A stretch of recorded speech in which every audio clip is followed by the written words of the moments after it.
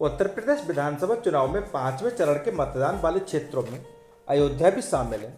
तो भाई राम की नगरी अयोध्या में राजनीतिक दलों के दिग्गजों के कार्यक्रम शुरू हो गए हैं। उसी कड़ी में सीएम योगी ने मिल्कीपुर और बीकापुर में जनसभा को संबोधित किया। भाजपा मिल्कीपुर के प्रत्याशी बाबा गोरखनाथ व बीकापुर के प्रत्याशी डॉक्टर अमित सिंह के समर्थन में जनसभा को संबोधित किया। उन्होंने अपने भाषण की शुरुआत में कहा कि 5वें चरण के चुनाव प्रचार का आरंभ श्री राम की नगरी अयोध्या से कर रहा हूं।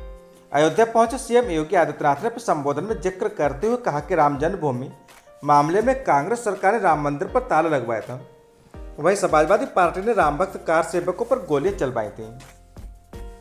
सीएम योगी ने कहा कि पूरी दुनिया आज अयोध्या की ओर देख रही है।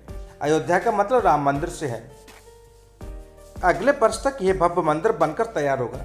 अयोध्या को भव्य नगरी के रूप में स्थापित करना है तो यूपी में भाजपा के डबल इंजन की सरकार रहनी चाहिए। 2017 के पहले आपको बिजली भी नहीं मिलती थी। ईद और मुहर्रम पर यूपी में बिजली आती थी और होली दिवाली पर कटौती होती थी। रिपोर्ट आजम खान, न्यूज़ 8 से विलय, अयोध्या। मैं भारतीय जनता पार्टी से बीकापुर विधानसभा का प्रत्याशी हूँ। देखिए, हमारा हरदम मुद्दा रहा, चाहे 2017 का चुनाव मेरी माता जी श्रीमती शोभा सिंह चौहान जी ने लड़ा हो, हमारा हरदम यही मुद्दा रहा। भ्रष्टाचार बनाम विकास की लड़ाई लड़ी है, जो 2017 के पूर्व में चाहे समाजवादी पार्टी सरकार रही हो, चाहे बीएसपी की सरकार रही, चाहे अन्य दलों की सरकार रही हो, उन्होंने उत्तर प्रदेश में राज किया।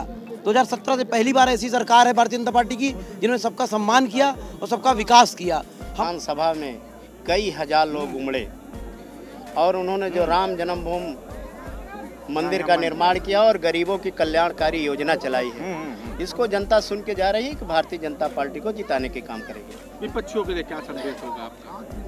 विपक्ष के पास कोई मुद्दा ही नहीं है। भारतीय जनता पार्टी का जो एजेंडा था कि हम आएंगे तो गरीबों का कल्याण करेंगे, वो सारी योजना भारतीय जनता पार्टी ने चलाई है। अयोध्या में राम जन्मभूमि पर ताला लगा दिया था।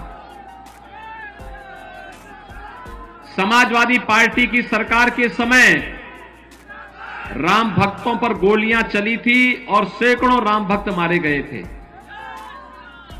और बहुजन समाजवादी पार्टी क्या बोलती थी अयोध्या के बारे में, ये किसी से नहीं छुपा हुआ है। भाइयों बहनों, मैं तो केवल आपसे कहने के लिए आया हूं कि पूरी दुनिया आज अयोध्या की ओर देख रही है। पूरी अयोध्या यानी पूरी दुनिया अयोध्या की तरफ देख रही है। अयोध्या का मतलब अयोध्या में भगवान राम के भव्य मंदिर के कार्य का शुभारंभ प्रधानमंत्री जी 2020 में प्रारंभ कर चुके हैं और अगले वर्ष तक अयोध्या में भगवान राम का भव्य मंदिर बनकर के तैयार होगा। आज दुनिया आपको इस भाव के साथ देख रही है कि जब अयोध्या को दुनिया की सुंदरतम नगरी के रूप में स्थापित करना है तो उत्तर प्रदेश में भारतीय जनता पार्टी की ही डबल इंजन की सरकार रहनी चाहिए और इसी के लिए आह्वान करने के लिए मैं आया हूं।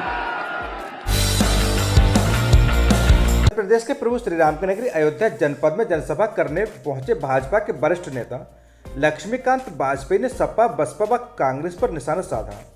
उन्होंने तंज कसते हुए कहा कि प्रियंका गांधी के लड़की हूं लड़ सकती हूं स्लोगन पर उन्होंने बड़े बड़े होर्डिंग लगाए। उसमें 4 बेटियों के चित्र लगे थे। उस 4 बेटियों में से 3 बेटियां भाजपा में हैं। जो अपनी पोस्टर गर्ल को नहीं बचा सका, वह क्या समाज की बेटियों को बचाएगा। चौथी बेटी से भी बातचीत चल रही है, जल्दी वो भी भाजपा में होगी। चारों बेटियों को एक मंच पर खड़ा करने का काम भाजपा करेगी। इस दौरान किसानों की समस्या पर लक्ष्मीकांत वाजपेयी ने कहा कि अगर बाजार में सब्जियों के रेट गिरने लगेंगे तो सरकार उनको सहायता देकर उसको मेंटेन करेगी। वहीं समाजवादी पार्टी पर निशाना साधते हुए लक्ष्मीकांत वाजपेयी ने कहा कि आतंकवादियों को समर्थन करने वाले लोग व आतंकवाद में फांसी की सजा पाए मुलजिम के पिता के साथ फोटो खिंचवाने वाले लोगों को जनता स्वीकार नहीं करेगी।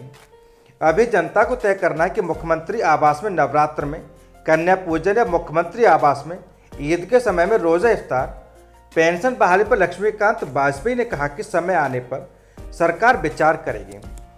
Bureau report, Azam Khan, Ayodhya. आतंकवादियों का समर्थन करने वाले लोग आतंकवाद में फांसी की सजा पाए मुलजिम के पिता के साथ फोटो खिंचाने वाले लोगों को इसे प्रदेश की जनता स्वीकार नहीं करेगी। प्रदेश की जनता को तय करना है कि मुख्यमंत्री आवास में नवरात्र में कन्या पूजन या मुख्यमंत्री आवास में ईद के समय पर रोजा अफ्तार। पुरानी पेंशन बहाली पे क्या कहेंगे आप? पुरानी पेंशन बहाली पे मेरा ये कहना है कि उस पर सरकार समय आने पर विचार करेगी, नंबर 1।